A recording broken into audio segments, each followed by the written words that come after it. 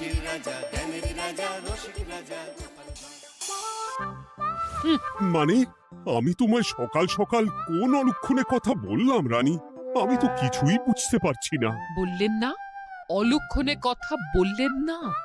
ভুলে যাবেন না, আমি আপনার রানী, এই কৃষ্ণনগরের রানী।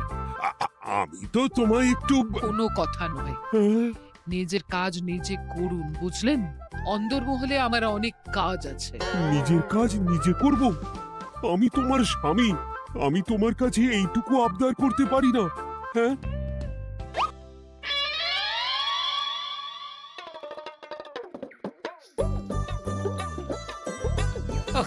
আজ গিন্নির সাথে বচসা করতে গিয়ে দেরি হয়ে গেল।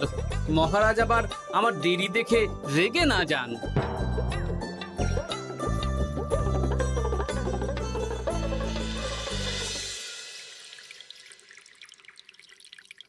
হ্যাঁ, তুমি কথাটা খুব একটা মন্দ বলনি মন্ত্রী। এতে রাজ্যবাসীরও উপকার হবে আর রাজকোষেরও খুব একটা চাপ পড়বে না। তাহলে মহারাজ সব ঘরে ঘরে এই বার্তা পৌঁছে দিই। কি এত বড় সাহস তোমার? আমার মুখে মুখে কথা বলছো? যাও, বেরিয়ে যাও বলছি আমার চোখের সামনে থেকে। তোমায় আর দেখতে চাই না। আমি আবার কি বললাম মহারাজ? কি বললে মানে? কি বলতে বাকি রাখলে শুনি? বলছিলাম কি, অপরাধ নেবেন না মহারাজ, সেনাপতি তো। চুপ, একদম চুপ। আমি মরছি নিজের জ্বালায় আর তুমি ওই ভুল ভাল বলে আমার মাথা বিগড়ে দিতে চাইছো? মহারাজ রেগে আগুন, এই ছিলেন ঠান্ডা, এই তো মুখে হাসি ছিল, এখন হাতে ডান্ডা। কি বললে কবি? তুমি আমায় অপমান করলে? যাও, এক্ষুনি তোমরা সবাই দূর হয়ে যাও আমার সামনে থেকে। কাউকে চাই না আমি। এই মুহূর্তে রাজসভা আমি শূন্য দেখতে চাই, না হলে আজ সব কটার গর্দান নেব আমি। যাও বলছি।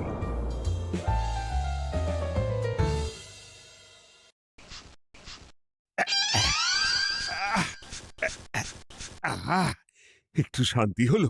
ভেবেছিলাম রাজসভায় করব তাই রে নাই রে, রাজা দিলেন ঘাড় ধাক্কা, এখন সবাই বাইরে। সে তো তোমার জন্য, তুমিই তো বেমক্কা একটা এমন কবিতা বললে। আহ, কেন এইভাবে চটছেন মন্ত্রী মশাই? দোষ তো আপনারও। আপনি তো কি একটা বলে রাজা মশাইয়ের মাথা গরম করে দিলেন। আমি আবার কি বলেছি? আরে মহারাজ তো সেনাপতির ওপর রেগে গেলেন। আরে বাবা, আমি আবার কি করলাম? পণ্ডিত মশাই কি সব বলে দিলেন, তখনই তো মহারাজ। এই আমার নামে একটা অসাধু বাক্য বললেই আমি কিন্তু। এ কি কাণ্ড!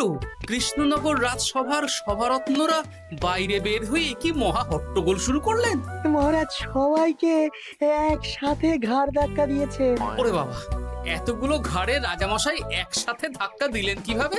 আচ্ছা, দোষটা কে করলো? দোষ করেছে ও, দোষ করেছে ও। দোষ করেছে ও। দোষ করেছে ও। এবারেও কেউ একমত হতে পারলেন না কে দোষ করেছে।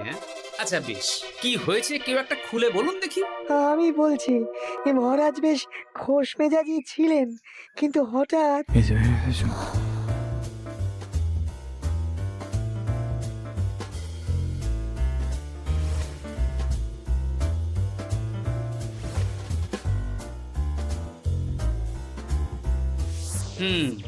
এই কাণ্ড! এ তো ভারী অদ্ভুত রোগ মনে হচ্ছে। মহারাজের আচমকা মাথায় রক্ত চড়ে গেল নাকি? হ্যাঁ, মহারাজ আপনাদের রাজসভায় ডেকেছেন। ওরে বাবা না, যাবো না গো আমি, আমার কাছে আমার প্রাণ সবচেয়ে দামি। আমিও যাব না, নির্ঘাত মহারাজ গর্দান নিতেই ডাকছেন। আমিও যাব না গোপাল, আমারও প্রাণের বড় মায়া। আচ্ছা, এটা কি কোনো কথা হলো? হ্যাঁ, প্রাণের মায়া কার নেই বলুন তো? আর মহারাজ যে গর্দান নিতেই ডাকছেন তার কি কোনো মানে আছে? অন্য কারণও তো হতে পারে। তুমি কি করে বুঝলে? হ্যাঁ, বুঝতে পারিনি, তবে আন্দাজ করেছি। তোমাদের কথাতেই শুনলাম মহারাজ খোশ মেজাজেই ছিলেন, সহসা রেগে গেছেন। আবার যে সহসা খোশ মেজাজেই ফেরেননি, তাই কি বলা যায়? এটা তুমি বলনি তো বন্ধু, চলো সবে ফিরিয়ে আনি রাজসভার ছন্দ।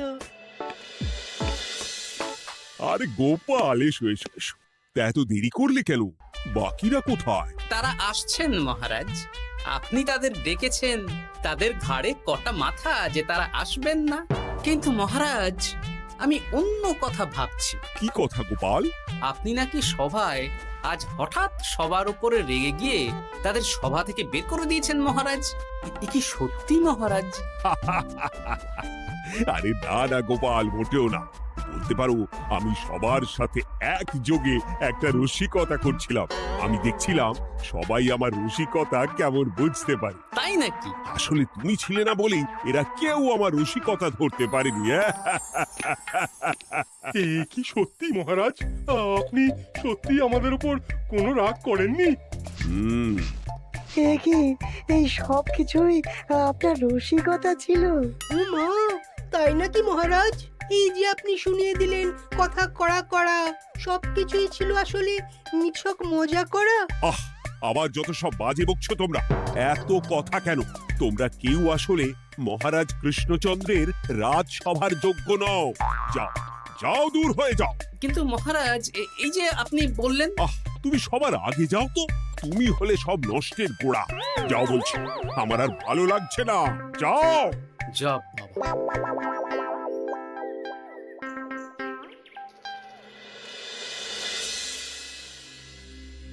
কি বুঝছেন? না না না, আমি তো সবই ঠিক দেখছি রানীমা। হ্যাঁ, এটা ঠিক যে নারীর গতি কিঞ্চিত চঞ্চল বটে, তবে তা তো হতেই পারে। বাকি সবটাই ঠিকই আছে। তাহলে এমন হচ্ছে কেন? মহারাজ এইভাবে যখন তখন রেগে যাচ্ছেন কেন? আজ শুনলাম আপনাদের সভা থেকে দুবার বের করে দিয়েছেন, আবার ফিরিয়ে এনেছেন। হুম হুম হুম। আমি ওষুধ পাঠিয়ে দিচ্ছি, আর মহারাজের কিঞ্চিত বিশ্রামের দরকার। হ্যাঁ, তোমার মাথা আর আমার মুন্ডু। বলি, আমি বিশ্রাম নিলে রাজকার্যকে চালাবে শুনি তুমি, নাকি ওই অকর্মার ঢেকি মন্ত্রী? না মানে ওই আমি। যাও, আর আমার কথা বলতে ভালো লাগছে না। আমাকে একটু একা থাকতে দাও।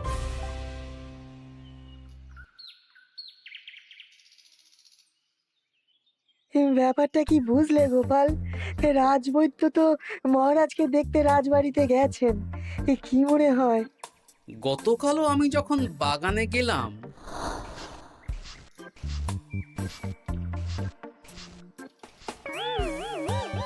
গোপাল, তোমার কি মনে হয় মহারাজকে কোন রোগে ধরেছে? এই রেগে যাচ্ছেন, আবার এই মাথা ঠান্ডা হয়ে গিয়ে ডেকে পাঠাচ্ছেন। আমি বলি কি গোপাল, তখন সবার সামনে বলিনি বটে, তবে এখন তোমার সামনে স্বীকার করতে বাধা নেই। কি কথা বিজ্ঞানী? মহারাজের এই রাগের কারণ হয়তো আমি। আমার মনে হয় আমার দোষেই উনি এরকম বারবার রেগে যাচ্ছেন। কেন? আসলে মহারাজ আমাকে একটা মাথা যন্ত্রণা সারার ওষুধ আবিষ্কারের দায়িত্ব দিয়েছিলেন, তো আমি অনেক চেষ্টা করেও সেই ওষুধটা আবিষ্কার করতে পারিনি। যেটা আবিষ্কার করেছি তাতে সেরকম কাজ হচ্ছে না।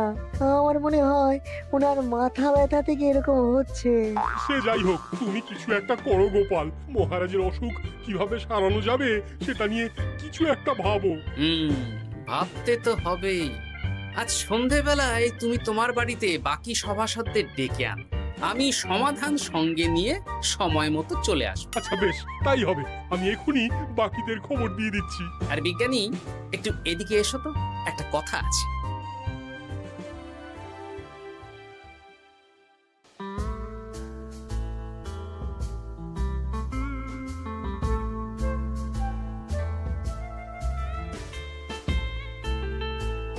গো, বলি এইভাবে ঘুরলে কি মহারাজের ব্যামো সেরে যাবে? তা সারবে না।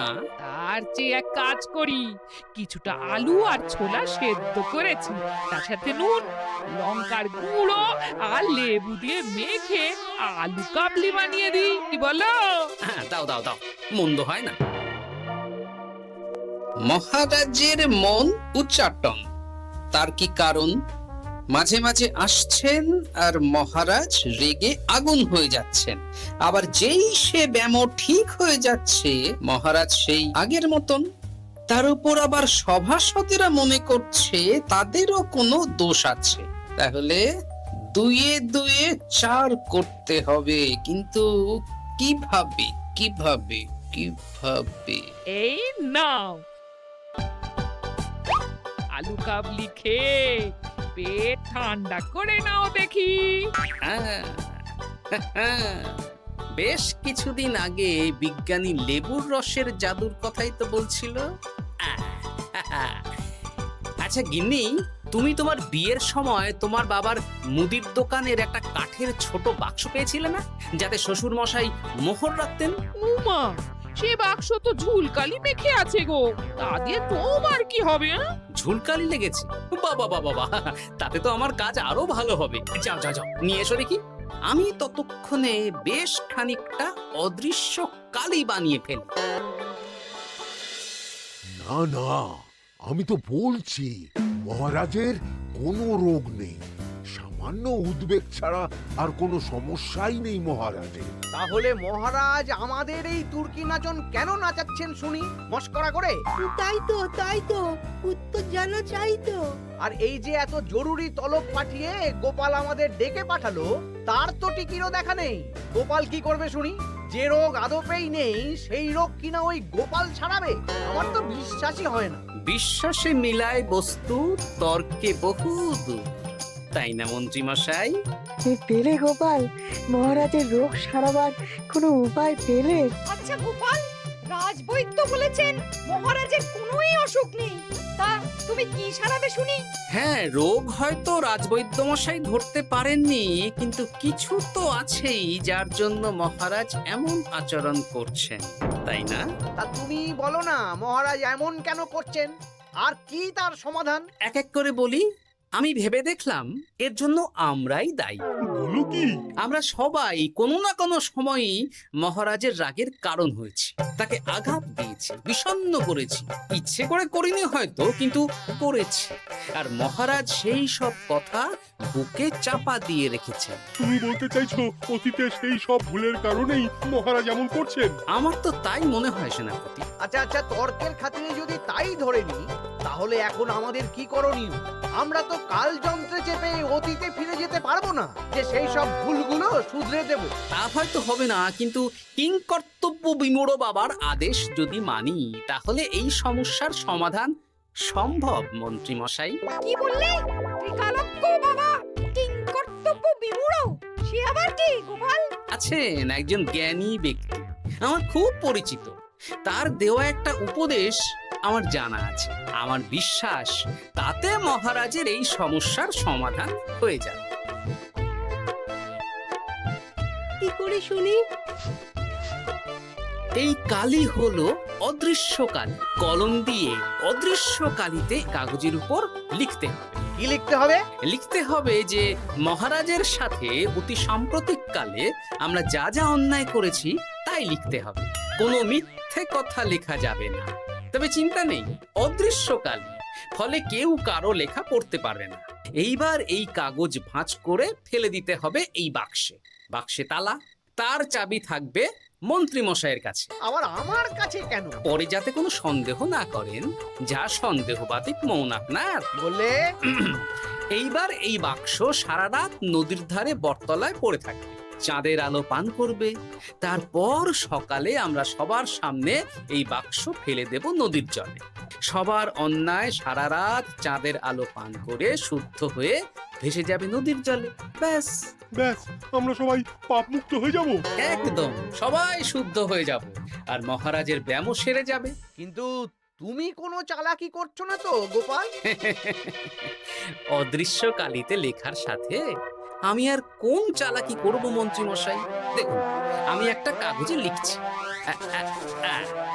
কি কিছু বোঝা যাচ্ছে? সত্যি তো কিছু বোঝা যাচ্ছে না যে আদৌ কিছু লেখা হয়েছে কি হয়নি। তাহলে লেখা শুরু করা যাক।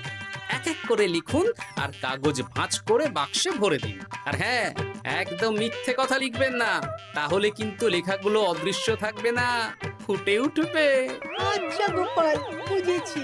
কলম কালি মন, লেখে 3 জন। মিথ্যে কথা লিখে দিলেই ঘটবে অঘটন।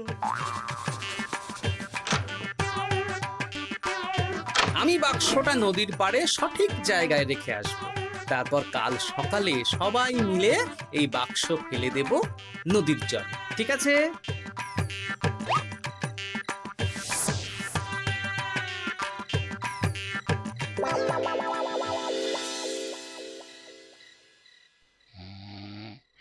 কথায় আছে, মনে যা আসে বলে যাও, ভুলেও লিখো না, তাহলেই বিপদে পড়বে। এদিকে কেমন সবাই নিজের নিজের দোষ লিখে বাক্সে ফেলে দিয়েছে। ভাগ্যিস আমি সবার লেখা কাগজগুলো রাতের অন্ধকারে বের করে আনলাম।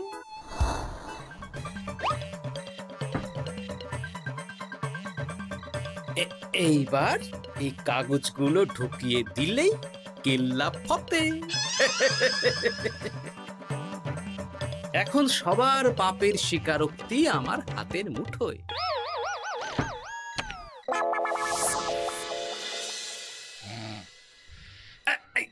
আরে, ও মা গো, ও বাবা গো, বলি নাক ডেকে তো ঘুমোচ্ছ, আর পিঠটা একটু চুলকিয়ে দাও দেখি। এই জন্যই তো মাথাটা যায় গরম হয়ে। আরে, এই সহজ ব্যাপারটাই তো আমি বুঝতে পারিনি। মহারাজের অসুখ তাহলে এই। যাক, এই রাতের বেলাতেই একসাথে একটা ঢিল পেয়ে গেছি। এক ঢিলে মারবো দুই পাখি। রাজার অসুখও সারবে, আবার সব কটা পাজি শায়েস্তাও হবে। হ্যাঁ,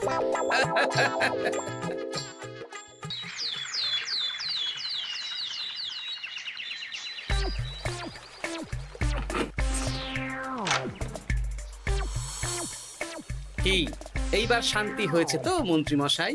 যেমন অদৃশ্য লেখা ছিল সেরকমই আছে তো? কিন্তু এইতে কি মহারাজের রোগ সেরে যাবে? যাবে না মানে? মনে করুন সেরে গেছে।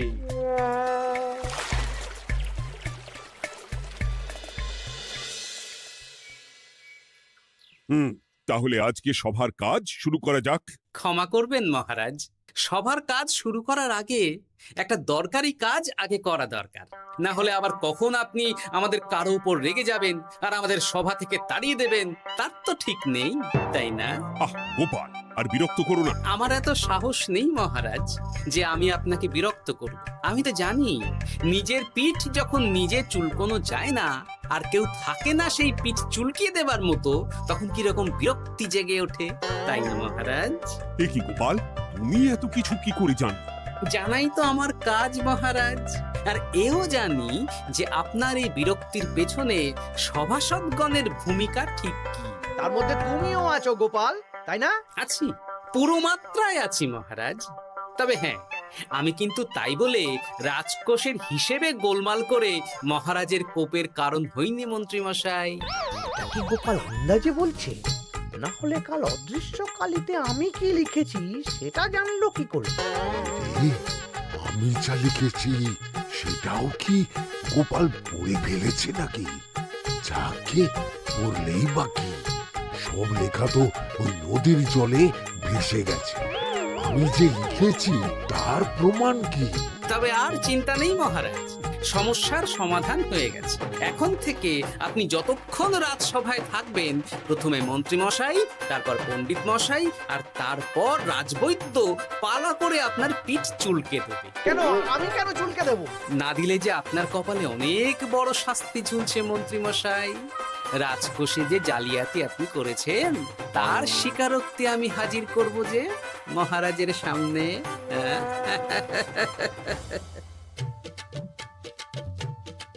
এই নিন মহারাজ, মন্ত্রী মশাইয়ের পাপের স্বীকারোক্তি। আপনি আগে মন্ত্রী মশাইয়ের লেখাটা পড়ুন, তারপর একে একে সকলের স্বীকারোক্তি দিচ্ছি।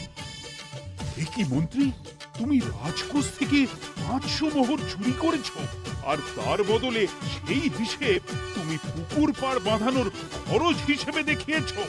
এই সেরেছি, এটা ফুটে উঠলো কি করে? সে অনেক কাণ্ড মন্ত্রী মশাই, বাকিদের সবারটাই আছে, এত জেনে কাজ কি? না না, জানতে তো হবেই। তাহলে শুনুন, এই অদৃশ্য কালি আসলে লেবুর রস। গতকাল রাতে আমি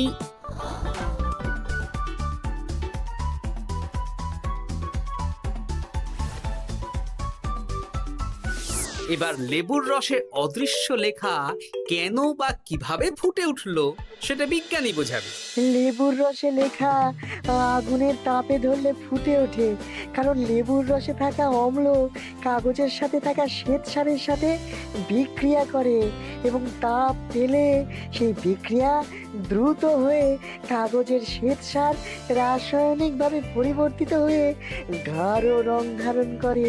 অনেক দিন আগে বিজ্ঞানীর কাছে ব্যাপারটা জেনেছিলাম, আজ কাজে করে দেখালাম। এবার মন্ত্রী মশাই দেখুন, মহারাজের সেবা করা ভালো না তার বদলে চাবুক খাওয়া ভালো?